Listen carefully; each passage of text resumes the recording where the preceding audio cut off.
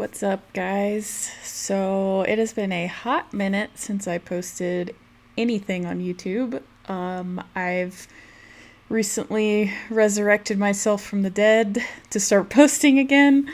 So I have a lot of stuff planned to start knocking out some recordings here. So the first one that I want to hit is actually a screen recording that I recorded pretty much exactly a year ago when I built out my personal website. So I wanted to show you guys kind of a little bit of that process, and I'm probably going to break this into multiple videos so it's not super long, but I'm going to show you guys the whole process of taking a design in Adobe XD all the way to WordPress and Elementor, and how I actually built out every piece of my site, so you can kind of see how I'm like taking bits and pieces of the design and building them into rows and columns and widgets in Elementor. And that is it. Let's go ahead and dive in.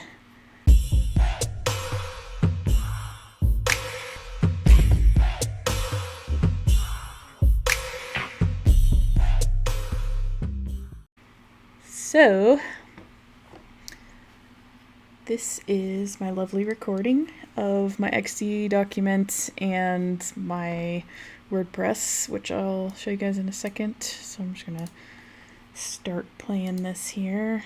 So basically what I'm doing is kind of scanning my homepage design and figuring out which piece I want to start tackling first. As you can see there, I already had my navigation menu done. That was one of the first things that I did just to get it out of the way. So now I'm going to work on actually exporting some of these elements for web. So I just clicked on that image and drug it out to make it a little bit bigger, so when I export it, it'll be bigger than that tiny little thumbnail that you see there. So now I'm setting up my home page, so I'm changing the layout to Elementor full width, which, as you can see here, it allows you to keep your customized header and footer in Elementor, and then just work on your meat of the page here in the middle. So I'm going to start building out this first section, which I decided needed to just be like a simple 2-column row. So I put that in there. Now I'm going to work on uploading my image.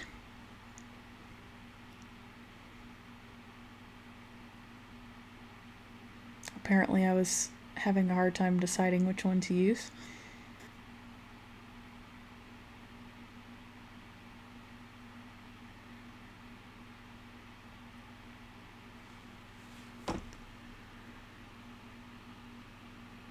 So now I'm going to work on resizing and cropping the image.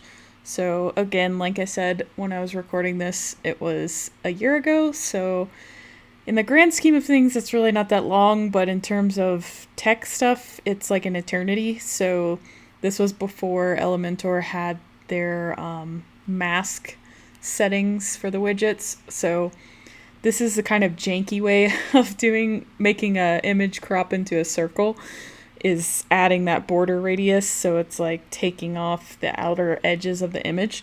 But what I would do today is, when I'm editing this image widget, go to the advanced settings, and there's actually going to be a setting in there now that says, I think it's called mask, and then you can actually mask your image into any shape. Like there's a circle, I think there's like a diamond, rectangle, square, and then some more abstract shapes too. So you can actually upload your own vector shape and crop an image into that. So that's a really cool new thing that Elementor added recently.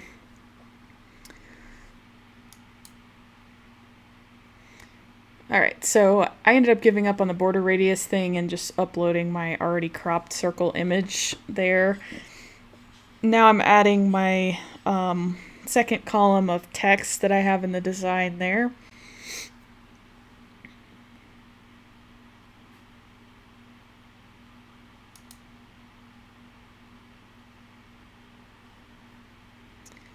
So I'm just doing a good old copy paste from XD into Elementor. And then I'm going to go back and actually style this text so it doesn't look all crazy like it does right now and huge.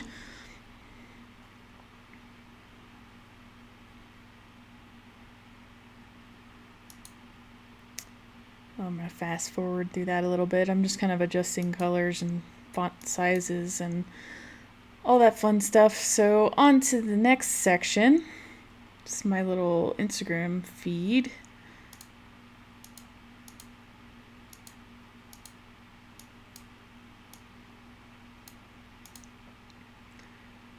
So I created a single column section so that I can make this text kind of go full width. And then I'm going to add my Instagram feed later.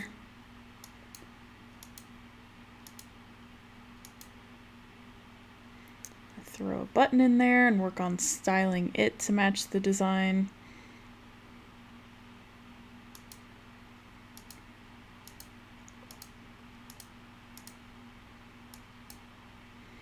You can see there's a lot of stuff that goes into a button. There's its regular color, background color, border color, and then those can change on hover. Then you have your border radius, which makes the button rounded instead of square. Then we have the font color and the font size and weight and all of that. And then we also have an icon. I think I added in there.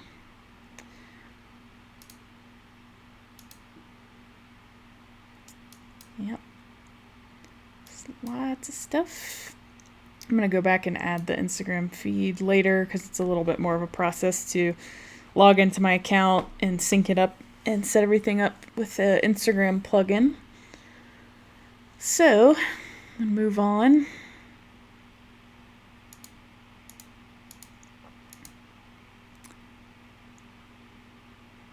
Next section is my portfolio section. So I'm kind of pulling in a couple little quick screenshots in that section. Styling the button again. So I started with an image gallery so I could just kind of like throw some images in there and have them populate in different ways.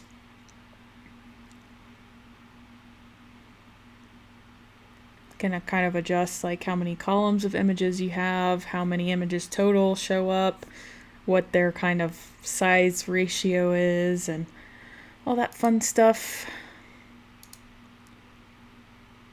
I just threw a couple sample images in there to test out, kind of tweak the sizing and the layout a little bit.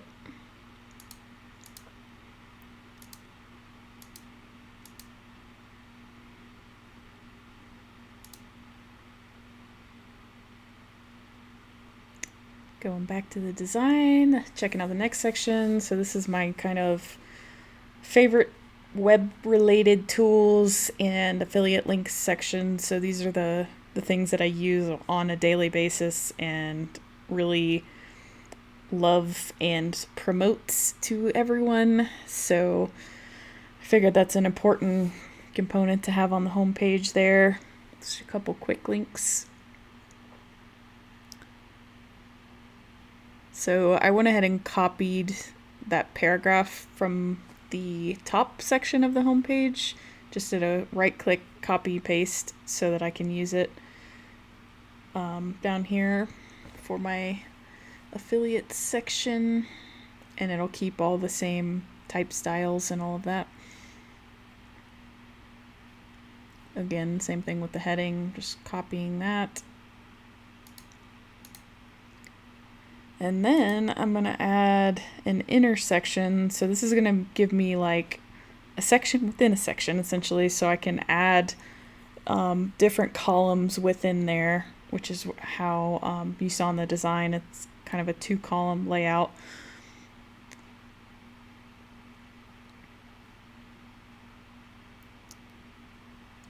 So I'm going to swap out my call to action text and link for that button.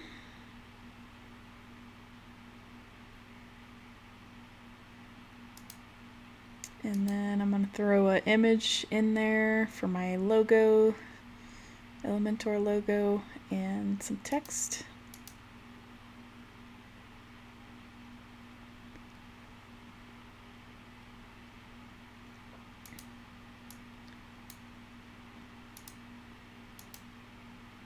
Still just copying and pasting, fun stuff, very exciting. Uploading all my logos that I just exported from XD as PNGs, transparent backgrounds. Start throwing those in. Then I'm starting to do some custom sizing to where the height of every logo is the same, so that way it keeps it like nice and consistent to where your logos and your text blocks all kind of line up visually. And then I just duplicated that whole intersection. I'm gonna throw my links in. Swap some stuff out. So I actually added a 5th thing in there, so I just decided to go with the 3-column layout instead of 2. That looks pretty good. My last section is just some simple text and then a email sign up form, which is going to be linked to my MailChimp newsletter.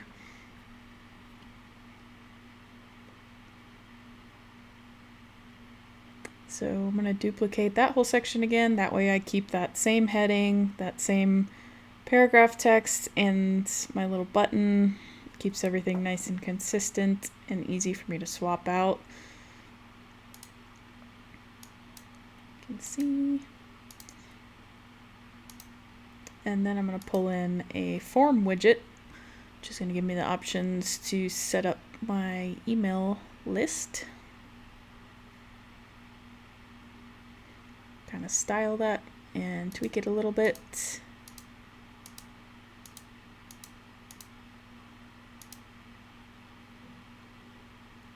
And then I'm just about done with the home page, on the desktop view at least. Alright, so now I have the desktop view pretty much ironed out. I'm going to start looking at what the responsive view looks like. So this is a little preview of what it's going to look like on a phone. For the most part, it looks pretty good. Just needs a little bit of padding and sizing tweaks. I'm going to resize that heading text so it's not super gigantic. That looks a lot better.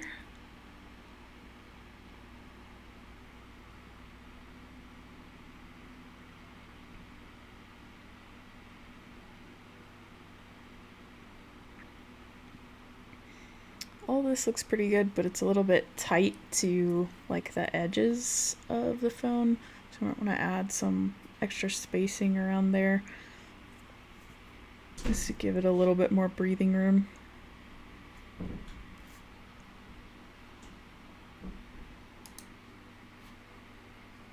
And I'm just going to kind of bounce back and forth between the desktop and the mobile view and kind of check out styling and whatnot.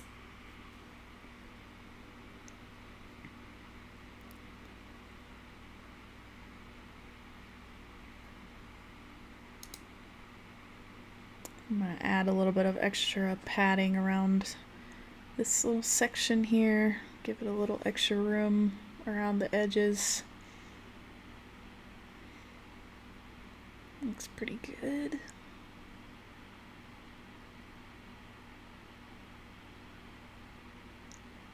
I'm just going to copy and paste that style of the spacing onto the next section, so I don't have to go in there and manually do it.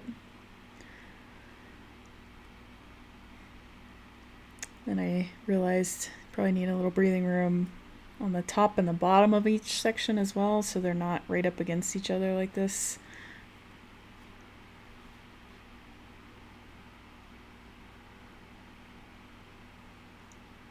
So I'm just going to copy and paste that style again to the next section. It's starting to look pretty good. Same thing again.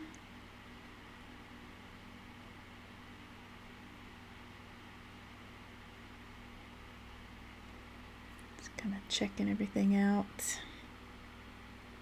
It's getting pretty close. I don't know if you guys are compulsive savers like me, but I love to hit update down here and save like as often as possible to make sure that I don't actually accidentally lose any changes that I've made. Kind of the same in any Adobe programs, just constantly command S-ing like every 3 seconds because you can never be too safe. So now I'm kind of adjusting some of the padding within the button itself. So if you saw it before, had a lot of extra space in there and it was kind of pushing the text to 2 lines and didn't look super great. So just cleaning that up a bit.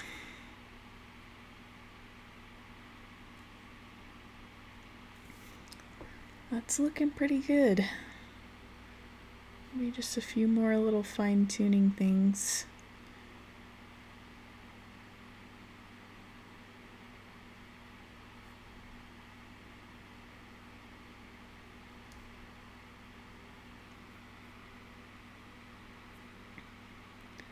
So now I'm going to take these headings and turn the size down a little bit like I did with that first heading, just so they're not all in your face if you're looking at it on a phone. It's a bit overwhelming.